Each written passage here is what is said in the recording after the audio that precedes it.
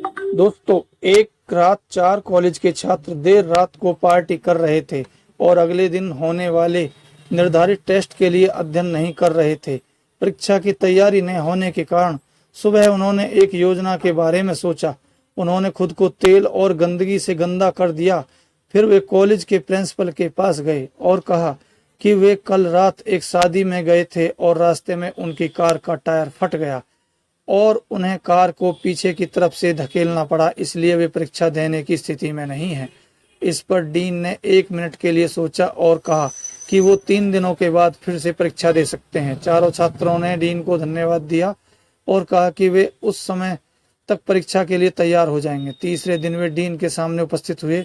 Dean ने कहा कि चूंकि यह एक विशेष स्थिति का परीक्षण है, इसलिए तुम चारों छात्रों को परीक्षण के लिए अलग अलग कक्षाओं में बैठने की आवश्यकता है।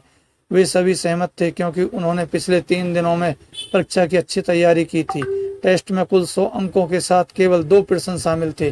प्रश्न क्रम इस प्रकार थे: आपका नाम 1 अंक का था, कार का कौन सा टायर फटा था 99 अंक का था, विकल्प front left tyre, front right tyre, back left tyre, back right tyre. चूंकि दूसरा प्रश्न 99 नंबर का था और चारों छात्रों ने डीन से झूठ बोला था कि उनकी कार का टायर फटा था, जिस कारण वे सभी इस प्रश्न का उत्तर नहीं दे पाए और वे चारों छात्र परीक्षा में फेल।